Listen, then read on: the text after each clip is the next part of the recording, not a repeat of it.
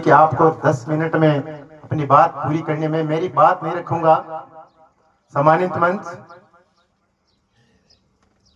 माननीय मेसराम साहब, एडवोकेट मोतीराम जी, दलपत सिंह जी गच्छीपुरा, रविंदर सिंह जी शेखावत कुडा, माननीय बनते प्रज्ञा सागर जी, गांव गांव डाणी डाणी से सभी पधारे हुए कार्यकर्ता, मेरे साथी, मेरे पिता तुल्य बुजुर्ग, सभी का हार्दिक स्वागत, अभिनंदन।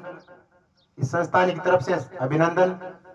मुझे थोड़ा सा समय दिया गया, मैं मेरी बात को समय पर ही पूरा करूंगा। परसनेव गांव के इतिहास के बारे में मेरे को रविंद्र सिंह जी ने पहले कह दिया था कि आपको परसनेव गांव का इतिहास बताना, लेकिन अब छोटे रूप में बताऊंगा। जितनी मेरे को जानकारी है या मैंने जितनी जानकारी जुटाने की कोशिश की है, मैं उनको आपके समक्ष साझा करने की कोशिश करता हूं।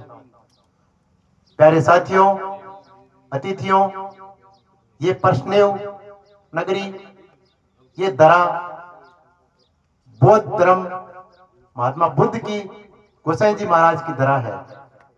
आज से करीब 550 वर्ष पहले यहां पर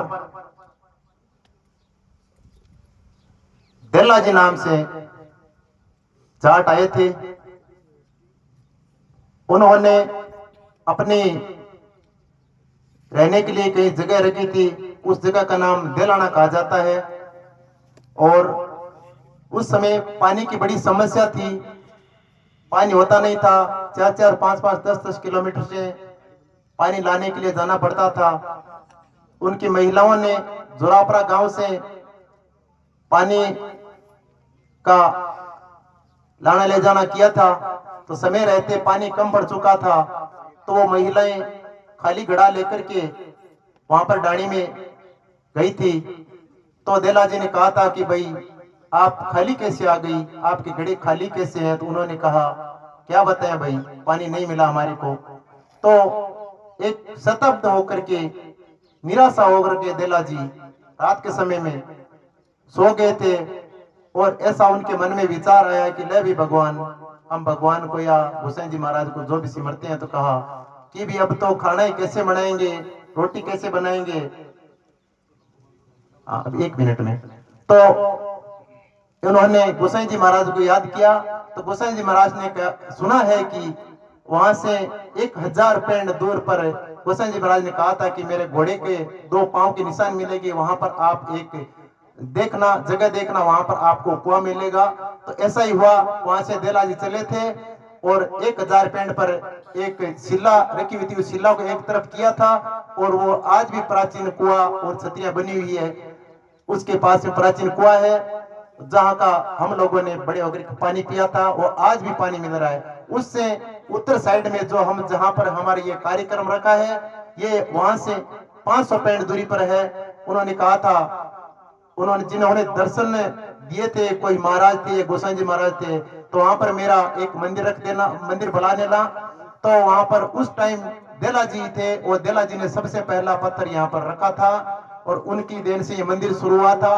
और इस मंदिर को पूर्ण रूप देने के लिए यहाँ के राजघराने ने किशन सिंह जी ठाकुर, जो यहाँ पे परसनेव के थे और बिनादेसर में बसते थे, उन्होंने इस मंदिर को पूर्ण रूप दिया था। समय रहते उसके बाद में ये मंदिर थोड़ा थोड़ा कार्य होते होते इतना बड़ा बना था। किसी सरपंच ने सहयोग किया था, किसी दानवीर ने सहयोग किया था। इस तरह से इस मंदिर का उद्धारण या विकास हुआ था।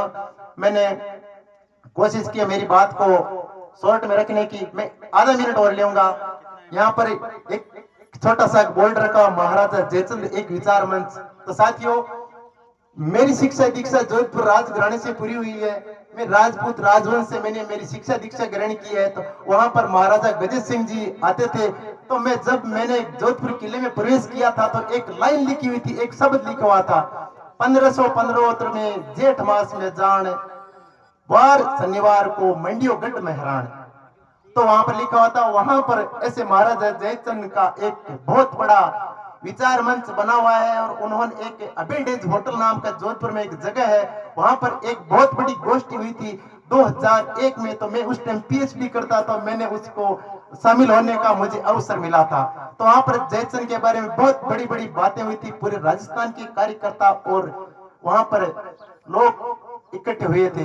तो महाराजा जयचंद एक बहुत बड़े वीर थे, महाराजा थे। मैं यही कहना चाहता हूँ, मैं मेरे वाणी को विराम देता हूँ।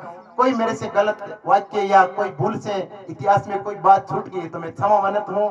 नमन, जय बोध, जय गोसाई महाराज।